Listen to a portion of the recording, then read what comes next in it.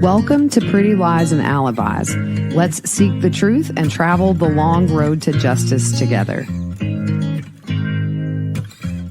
What you know, Alibiers? Welcome to another episode of Pretty Lies and Alibis. I'm Gigi. Good to have you here. It's Tuesday. We're going to jump into the last half of yesterday's testimony and today's, but first, if you're watching on YouTube, you know the drill. Don't forget to hit subscribe if you haven't already. Like the video, share it with your friends, and you can ring my bell if you want notifications of when I post new content. Just click on the little bell icon. Music fact of the day. According to Peter Gabriel, the song In Your Eyes can either refer to a romantic relationship or a divine one between the listener and God. I think that is one of the most beautiful love songs ever written. Just an update, tomorrow I will not have an episode out. My oldest graduates high school, so I'm completely unplugging for the whole day. The live feed will still be up. I'm hoping on Thursday to catch up with what we missed yesterday. I think the state could be close to inching towards resting their case. Also, yesterday I didn't do a part 2, and I'm kind of glad I didn't. We had someone from the FBI, Nick Balance, on the stand going through location pings and time frames with Alex Cox on relevant dates. Today, someone else from the FBI, Rick Wright, was on the stand and did more of the same. So what I did was kind of combine Mr. Balance's testimony with Mr. Wright's testimony just to make it flow a little easier. And because this is such a time frame heavy episode, I've taken out things that really weren't relevant to the key points in the case that are of focus. Before we get into those timelines, we did have another witness on the stand this morning, Dr. Lily Marsden. She's with the Utah Medical Examiner's Office. She was there when Tammy was exhumed and also helped conduct the autopsy alongside Dr. Christensen, who's already testified in the case. Tammy had been embalmed, and there were markings on her body from the process when they started their exam. Just a trigger warning here. It does talk a little bit about autopsy, nothing too bad, but this is your warning to click off if you're sensitive to that kind of stuff. Tammy had various molds growing on her body. She had bruises on her chest and arms. For the internal exam, the only abnormal thing they found was that pulmonary edema and that foamy fluid in her airways. Pulmonary edema has many causes, both natural and not natural. A natural cause of the pulmonary edema could be congestive heart failure. Non-natural would be overdoses, drownings, and asphyxia. The witness talks about how embalming a body removes the blood. They did get fluid and blood for toxicology from the blood vessels that also contained embalming fluid. They were able to get fluid from the eyes, which is well preserved in the embalming process. They were able to get urine as well as liver tissue to do the toxicology. A lab in Pennsylvania tested the sample, as well as the Utah Chemical Direct Response Lab. They do very specialized testing. If you followed this case for a long time, if you remember, it took forever for us to hear that they had her autopsy back. It was months, and then we didn't hear. I think it was the Daybell kids on that 2020 interview who actually said it was asphyxia because they did not release the cause of death publicly. The toxicology was negative except for a therapeutic level of the antidepressant that she was on that was present in her liver tissue. There was nothing in the toxicology to explain the cause of death. When trying to determine the cause of death with Tammy, they considered seizures, cardiac arrhythmias, and also non-natural ways to die, such as asphyxia. Which of those is most likely? Chad told the coroner Tammy had been having these minor shaking fits. So they had a neuropathologist examine Tammy's brain. It's extremely unusual for a 49-year-old to develop seizures without some physical signs. It's also unusual for someone her age to develop a cardiac arrhythmia. Her heart was normal at autopsy, and they found no reason she would have a cardiac arrhythmia. The last thing left is asphyxia, and that's an exclusion. And they excluded a natural cause of death, and the manner was homicide. She talks about mechanical asphyxia, which would be chest compressions. She mentions on the left arm and the chest, they had the bruise, and then on the right arm, there was a cluster of bruises, which according to her is consistent with someone being restrained and pressure applied. They took samples of the bruises to look under microscope, and they found no inflammatory response. So the body did not have time to begin to heal.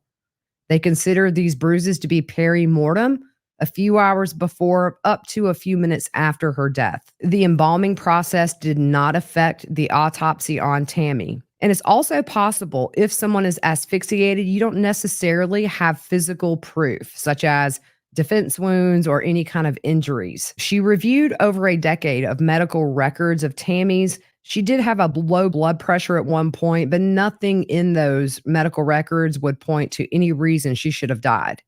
Also, anemia is not a reason for a sudden death. For seizure disorder, people who die of seizure disorder, it's not minor shaking. The ones that cause you to die, they're not subtle. To suddenly develop a seizure disorder at 49 with no explanation in the brain, it didn't make sense. On Cross, the autopsy took about 3 or 4 hours. She was not present when Tammy was reburied. And he asked if she saw somebody from the family there. She did not. On direct, they mentioned suspicious circumstances and he asked what she was referring to. She said, well, we had missing children, her husband's death, and also Chad and Lori had an affair and got married. He says no suspicion with what was going on with Tammy. It was all collateral, the affair. There was an objection that was sustained. He said the circumstances were the missing children, which had nothing to do with Tammy. And the witness says correct. She also said it was suspicious because Tammy was 49 years old and in good health. Pryor points out that the coroner on scene, Brenda Dye, determined it was a natural death and there was no autopsy needed. He goes through bruises and says you can't tell when exactly they were put there. And she said no, but they also can give a general time frame based on their exam. He goes into heavy lungs. There's an objection that's sustained. So then he just rephrases it. Have you heard of the term heavy lungs? And did you determine if there was a medical situation here consistent with heavy lungs?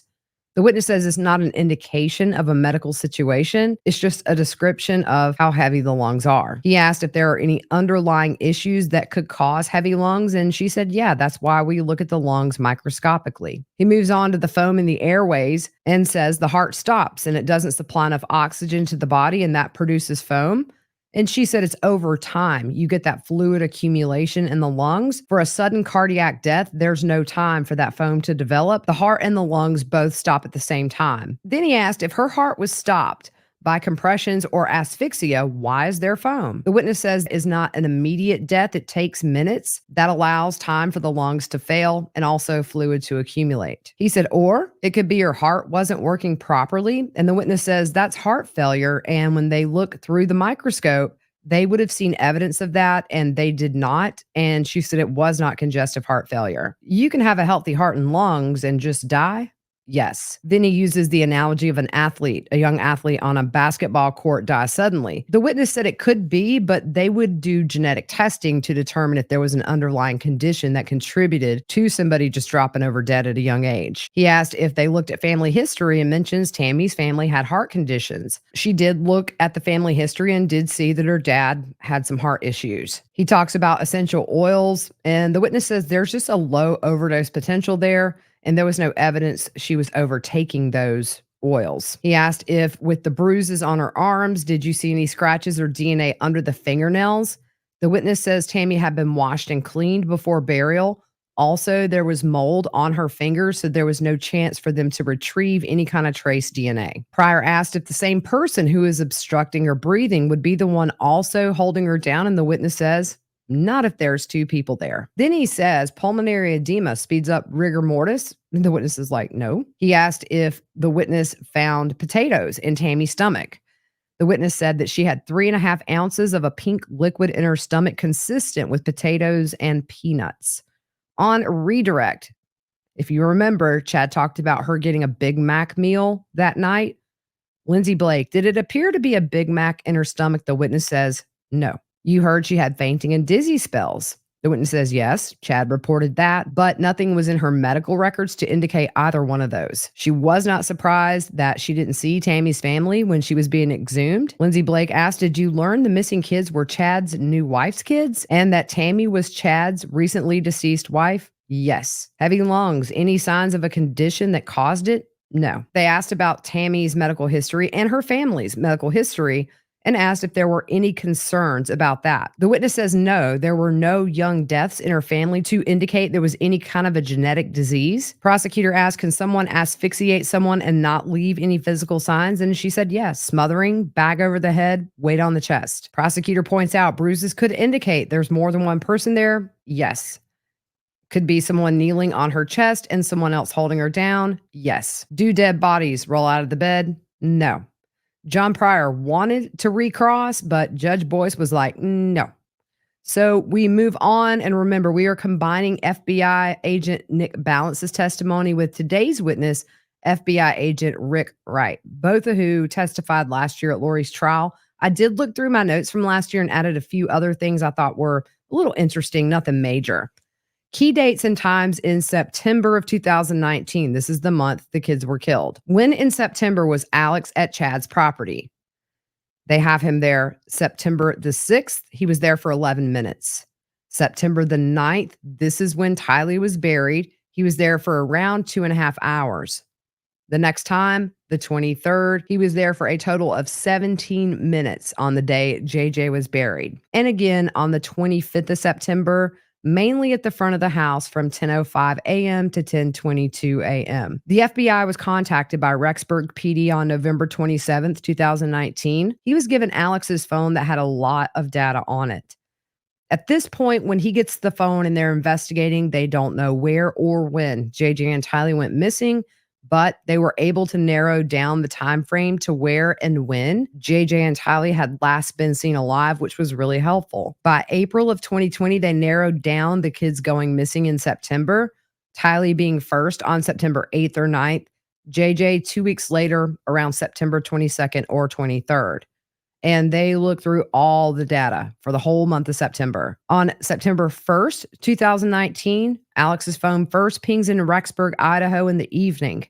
It came from St. George, Utah. The device spent its evenings at Lori's townhouse. That's Unit 175. Moving on to September 8th, 2019, the last known sighting of Tylee, Yellowstone National Park. They found the photo of JJ and Tylee in Yellowstone.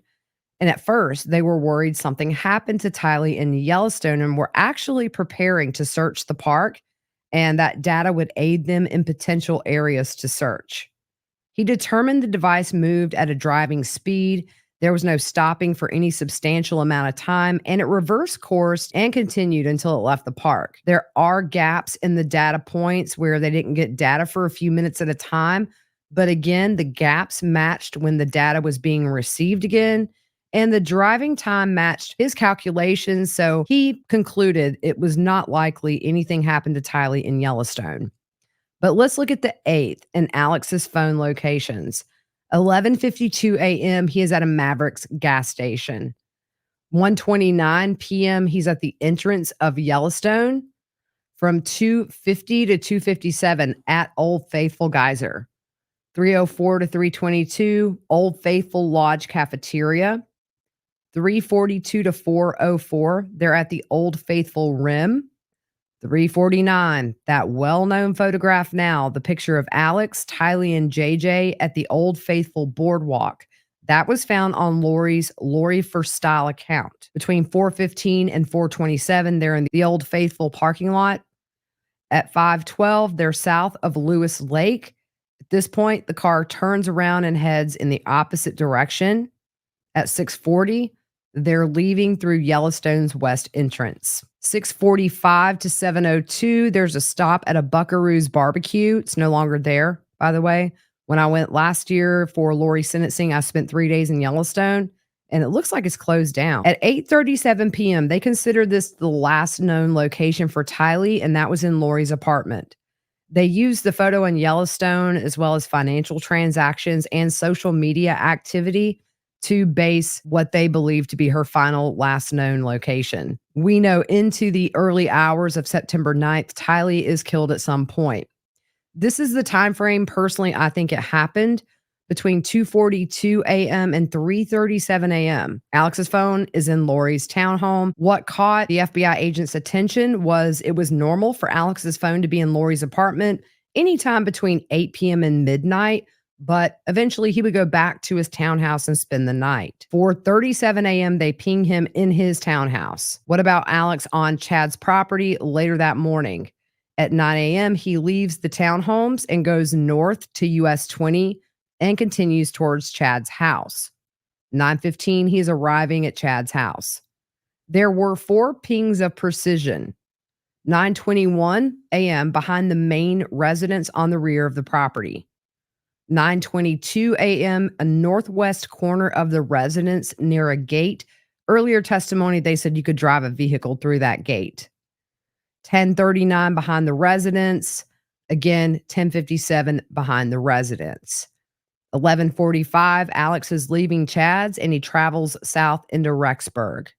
11:52, because burying your niece you've known since birth whips up an appetite, he stops at Del Taco. 11:53, 1 minute after he stops, there's the text from Chad to Tammy. Well, I've had an interesting morning. I felt I should burn all the limb debris by the fire pit before it got soaked by the coming storms. Goes on to say, shot the raccoon, buried at the pet cemetery. For me, this shows Chad was on the property at the same time as Alex because Alex leaves Chad's at 11:45 and then 11:53, he's already planning to burn the limb debris. He's already shot the raccoon and buried it. Right there. Moving on to the last time JJ was seen alive, September 22nd. We know that morning there is the photo of him in the red pajamas. From 4:26 p.m. to 9:56 p.m., Alex is just back and forth between his townhouse and Lori's. Into the 23rd, he's at his townhouse from 12:11 a.m. to 9:41 a.m. 9:41 a.m. to 9:55 a.m., he's traveling to Chad's. 9:55 to 10:12 a.m., he's on Chad's property. Remember, this grave had the tree roots cut, and after seeing that photo last year, it was really dug almost to size for JJ. What did Chad used to do for a living? He was a sexton. He dug graves. At Lori's trial, Lindsay Blake asked this same witness if 17 minutes was enough time to dig the grave. He said maybe if you had two people. You have to remember, roots were cut, grave was dug, you had the stones and also the wooden paneling that was on top of JJ. I don't think that's going to be lost on this jury. 9:56 a.m. to 10:02, he is by the pond on the property within a 3 to 4 meter radius. That is where JJ's remains were found. 10:05 to 10:07, near the front door of the house, but this has a larger radius of 68 to 92 meters. By 10:12, he's heading south away from Chad's. And then at 9:22 to 11:14, he's at Lori's townhouse. 1:53 the same day, he's at the window tinting place. Why did he need tinted windows? Because in just a few days, he's going to go try to murder Brandon Boudreaux. Literally goes from burying his nephew to planning another murder. September 25th at 7:10 p.m., Alex gets a burner phone from Walmart that is linked to his Homer J. Maximus account. He goes back to the window tinting place at 9:02 a.m. and again at 11:57 a.m. Alex's phone was in Lori's townhouse from September 30th to October 2nd. That's the duration of the trip to Arizona to try and kill Brandon. Investigators say this is the only time his phone stays at Lori's all night long. He also went to Sportsman's Warehouse several times in September and then in October as well to practice target shooting. October 1st, he is in Arizona. There is a receipt for a restaurant in Mesa, Arizona that was found by investigators in Tylee's Jeep after that was seized. They also found another receipt October 18th for a Chick-fil-A in Idaho. October 2nd, the attempted murder of Brandon. October 3rd, the phone is no longer in Lori's townhouse. It's back in his townhouse. October 7th, Alex is at the Sportsman's Club in Fremont County. The phone was pinged there at 3 different times this day. He also went to another one, the Unified Sportsman's Club, on the same day. The day before and the day of the attempt on Tammy, October 8th and 9th, both Chad and Alex activate burner phones. On the 8th, the day before the attempt on Tammy, Lori is in Arizona. Alex goes to 2 different sportsmen's clubs before lunch. At 9:57 a.m., Chad texts Lori, "Going to stop by the store now to get that other number working. Hopefully it won't take long." There's a receipt for the track phone, the burner phone. The name it's under, Boyd Dial, and we know that's Chad because he stinks at making up fake names. At 10:26 a.m., Chad texts Lori and says he will call her from a 401 area code. At some point in the day, there was a search for Auburn, Alabama area code. That 401 number, that's an Auburn area code. Chad gets a call from a number that the witness didn't recognize. Between 12 and 1:23 p.m., Alex is at Lori's townhouse. At 1:11, there's an incoming call from Lori to Chad that lasted just under 10 minutes. So we're up to the attempt on Tammy October 9th. The whole day and evening, there are text and calls between Chad and Lori and Alex, and everybody's talking to everybody. 2:56 p.m., Alex buys a burner phone purchased at Walmart and then goes to the shooting range. Data shows Alex in the parking lot of this gun range and also just spread out through the building. They also were able to get receipts for the purchases at the time the device was there. Items purchased by Alex that got the agent's attention: bullfrog rain pants. He had previously searched for these on Google. The property manager had those pants. They were later retrieved by investigators. The pants were the same SKU number and also the same size and had the tags on them. He also bought gloves, a camouflage beanie, a ski mask, and a soft drink. He is near the Daybell residence between 4:50 and 5:03, but they don't think he stopped. A data point shows his device near a canal, which is the only place you could pull over. It's approximately 525 yards from Chad's house. I saw that when I was at Chad's property. His phone stays in Lori's townhouse from 5:16 to 11:53 p.m. 7:10 to 10:30 p.m. There are 10 texts between Chad and Alex, but those messages were not able to be retrieved. He goes to the gun range after the attempt on Tammy. October the 15th, Alex is at Chad's house for 15 minutes in the afternoon. October 16th, Alex's device is in Hurricane, Utah. October 17th, Alex's device is in Las Vegas. Lori flew to Hawaii from Las Vegas on this same day. This is 2 days before Tammy's murder. October 18th, Alex is back at the townhomes. He goes to Chick-fil-A. 10:07 to 10:45, his phone is at the Salem Church. That's 2.5 miles from Chad's house. There's a gap in his data from 10:45 to 11:53. I totally think this is the time frame where Tammy was killed. I absolutely believe Alex was there. At 11:53, when that phone comes back on, it's traveling from Rexburg and it stays at a hotel in Idaho Falls. On cross, Pryor asked how many were there at the search warrant executed at Chad's property in January of 2020, and he says a lot of people. They took 43 pieces of potential evidence from the house at that search warrant. Pryor asked where Alex's phone pinged from 11:44 and 2:42 a.m. on September the 8th and the 9th. That's the day Tylee is last seen and then buried on Chad's property. Until 11:55 p.m. on the 8th, he was in his townhome. Pryor asked who lived at the Daybell home when Tammy died, and he said Tammy, Chad, and Garth. Pryor asked if he knew their work schedules. Tammy worked at the school. Garth had 2 jobs. Pryor asked if the witness knows Chad's habits of going to the BYU-I campus or the church, and he doesn't. He asked if anyone in the area of the Daybell home heard a shot in the vicinity, and the witness does not know, but neighbors did speak to investigators. Pryor asked if any animal remains were found near Tylee, and he said at least one set of animal remains was found near her remains. September 22nd, you know it was coming, y'all. Who was staying at Lori's townhouse? Melanie Gibb, David Warwick. He asked if they looked into any messages or calls between Lori and Melanie Gibb or David Warwick in the early morning of the 23rd. He didn't, but other investigators did. Pryor puts up a text from Melanie Gibb to Lori. It says, "We sent this to Chad. About 2 this morning, David woke up with great pain and sorrow in his heart. He felt something big was about to happen. It was going to happen now or soon. Please call when you can. Maybe you can help him understand it. Whatever it was, this was immediate. He can't get to these people and there's nothing he could do for them." One thing I do want to mention is how crazy, because Melanie Gibbs always said that David had a night terror that night. She tried to get Chad and Lori both to give him a blessing.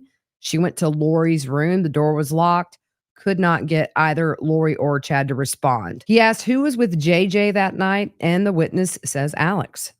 He asked if there's any data showing Chad on his property on the day JJ was buried at 9:41 a.m. The witness did not review any of Chad's data. He asked how far it is from the barn on Chad's property to the garage, and the witness estimates around 100 yards. That was it for today. He's still on cross, so he'll finish that up tomorrow. Look for a recap on Thursday. I hope you guys have a good rest of your evening. We will see you on Thursday.